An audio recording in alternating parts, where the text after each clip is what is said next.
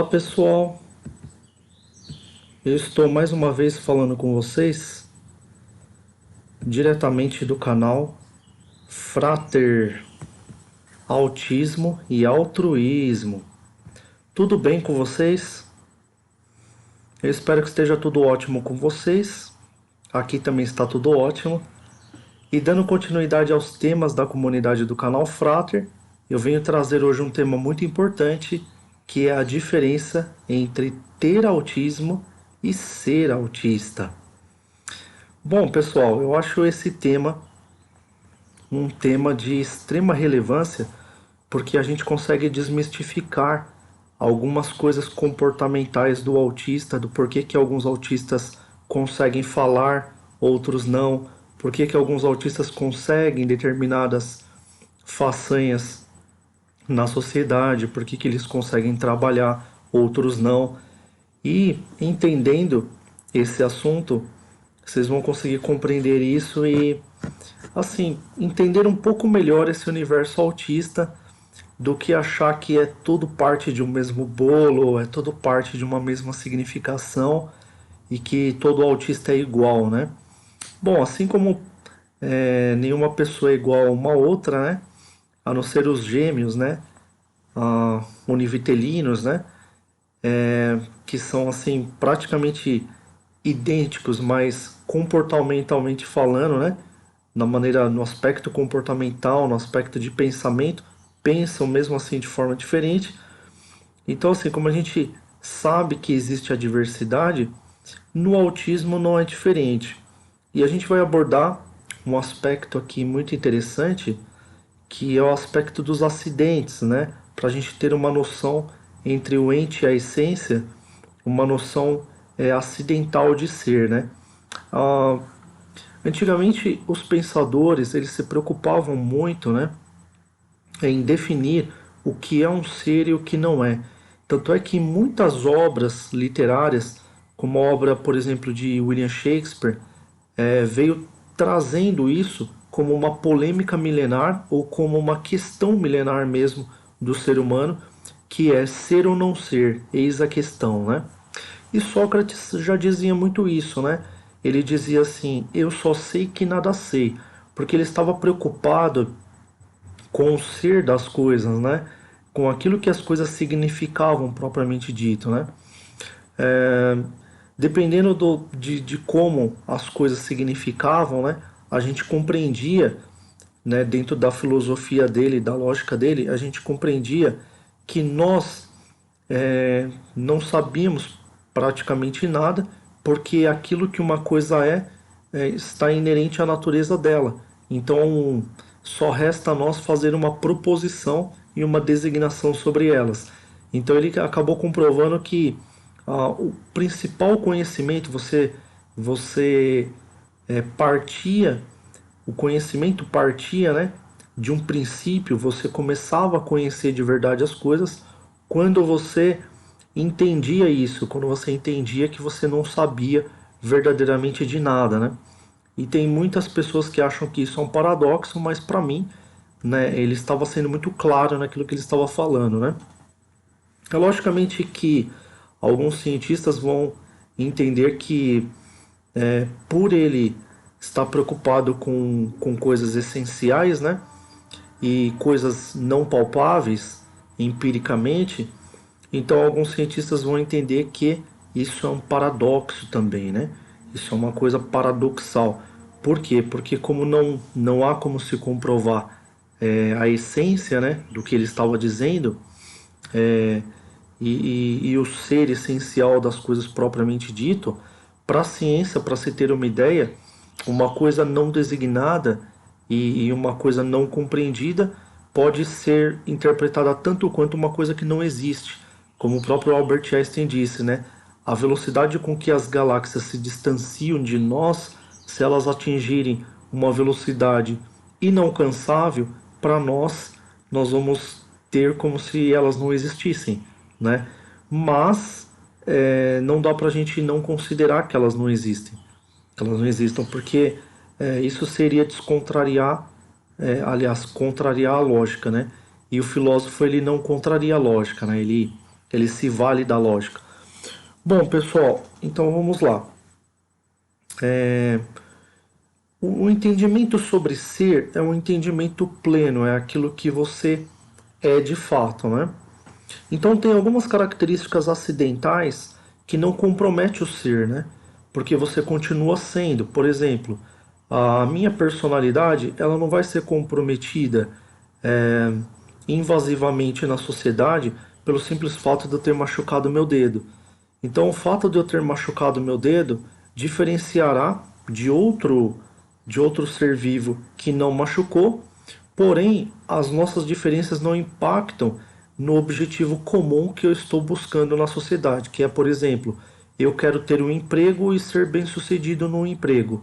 O meu outro, o meu outro semelhante, ele também quer ter um emprego e ser bem-sucedido no emprego. Então, nossos objetivos em comum ah, independe, né? As características, aliás, acidentais, elas independem e não alteram o nosso objetivo comum e o objetivo social, tá? Agora, quando as características acidentais ou de transtorno, né? Uma característica de transtorno neurológico, um acidente neurológico, por exemplo, né? Ela compromete, né? Aos objetivos comuns, em comuns do, da sociedade e dos semelhantes da sociedade, isso compromete no ser, né? Porque um ser pode começar a querer uma coisa totalmente distinta, né? E outro ser outra coisa, né? Dois seres vão querer coisas totalmente distintas. Então, o distanciamento, né, de dois semelhantes da sociedade, ele caracteriza uma desigualdade, né? Então, ele caracteriza uma desigualdade que ela tem base naquilo que compromete o seu ser, né? Que é a sua essência que está comprometendo a sua busca, né?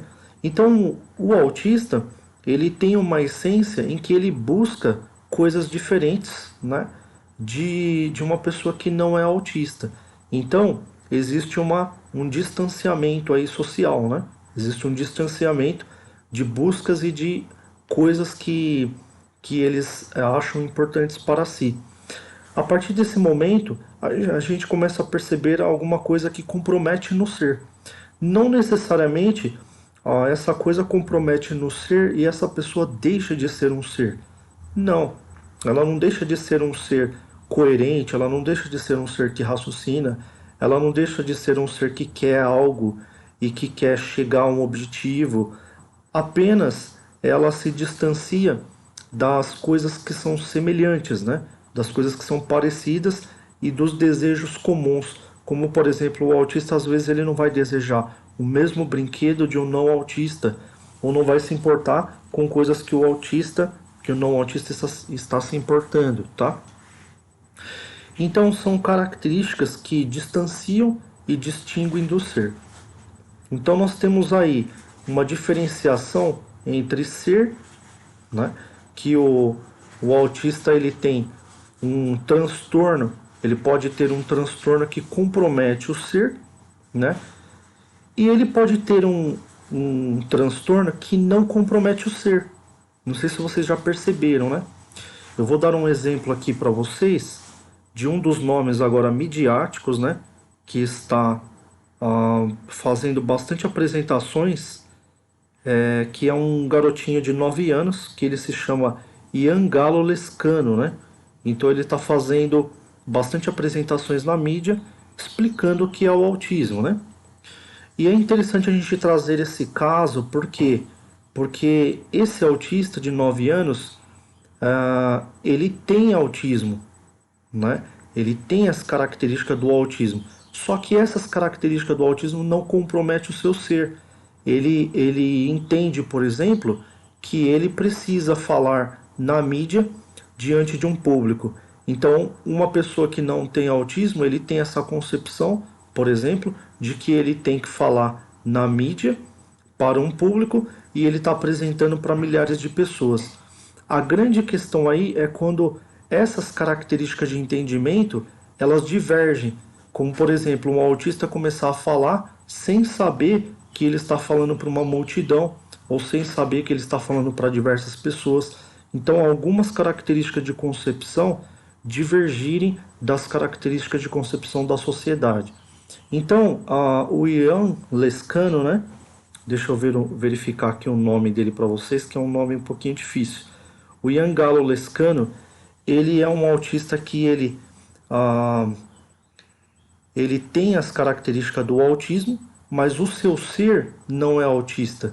O seu ser completo não é autista. Por quê? Porque se o ser completo for autista, as características de personalidade, elas caminharão de forma contrária da sociedade. E a característica de personalidade dele, ela está indo de encontro à sociedade, né? É a mesma coisa que dizer, o canal Frater, ele é regido por uma pessoa que é autista ou que tem autismo, não é? Ele não pode ser regido por uma pessoa que é autista, porque se ele fosse regido por uma pessoa que é autista, ninguém entenderia o que ele está falando, né? O que o canal Frater está para dizer. Agora, o canal Frater é regido por uma pessoa que tem autismo, características de autismo. Por quê? Porque essas características, elas existem, elas podem ser detectáveis, só que elas não comprometem o percurso, né, e o andamento da conversação e da comunicação. Então, a pessoa que possui características autísticas, né, que não compromete o seu ser, essa pessoa ela não é autista, essa pessoa ela tem autismo, né? Isso a gente distingue. É uma pessoa que tem autismo, ela tem estereótipos, ela tem características, porém isso não comprometeu o seu ser, não divergiu o seu ser da tendência social, que é gostar de um chocolate, que é gostar de um brinquedo, que é gostar de uma coisa que a sociedade também está gostando. Algumas características elas podem atrapalhar, que são características de transtorno mesmo de desenvolvimento. Porém, quanto menos atrapalha, menos essa pessoa é autista, né? E mais próxima essa pessoa está da socialização. Então, tem pessoas que dizem e colocam o autista, todos eles, em um mesmo patamar. Por força de lei, sim, porque se a pessoa comprovar que as características autísticas dela estão atrapalhando ela, né, para ela conseguir, por exemplo, um trabalho, para ela conseguir se desenvolver na sociedade, então ela vai precisar, logicamente, de uma lei que a proteja e que garanta a ela uma condição de competição igual, né? Agora, existem pessoas que têm um autismo muito leve e que as características não comprometem nem o seu ser e compromete pouco, né? Algumas atitudes ou alguns leves comportamentos sociais, né? Então esse autista é praticamente uma pessoa que tem um pé na sociedade, né? É um autista que consegue ir ao mercado, voltar sozinho, consegue se trocar sozinho, consegue, não precisa usar fraldas. É um autista que consegue fazer o seu próprio alimento, né? Cozinhar, lavar, trabalhar. Então é um autista que ele tem o autismo. Ambos são autistas, tá? Né? Só que para todos os efeitos da lei, né? Porque a lei protege o autista em geral, né? A definição autística em geral. Porém, é importante a gente entender, né, que existe uma diferença muito grande entre ser e ter, né? Quando a gente tem características, essas características não chegaram a comprometer o nosso ser. E quando a gente é autista, essas características comprometem invasivamente o nosso ser, então a gente fica uma pessoa bem distinta da sociedade, a gente fica uma pessoa completamente mais reclusa, né, e mais antissocial, né, uma pessoa que fica, que se diferencia no comportamento, porque é uma pessoa que se reclui, que tem gostos diferentes e que todo o comportamento ali do autista vai ser comprometido por conta desse transtorno, ok? Então eu espero que vocês tenham compreendido. Esse tema é um tema de muita relevância para vocês entenderem que existem diferenciações e às vezes as famílias não ficarem tristes, né? Porque às vezes falam, esse autista aí é um autista que é um showman, né? e o meu autista que eu tenho em casa, assim, meu filho, é, ele não consegue fazer metade do que essas pessoas falam, então eu acho que o que essas pessoas falam é mentira. Não é que é mentira, é que existem diferenças, tá? Existem diferenciações entre ser plenamente o autista e ter apenas as características, tá?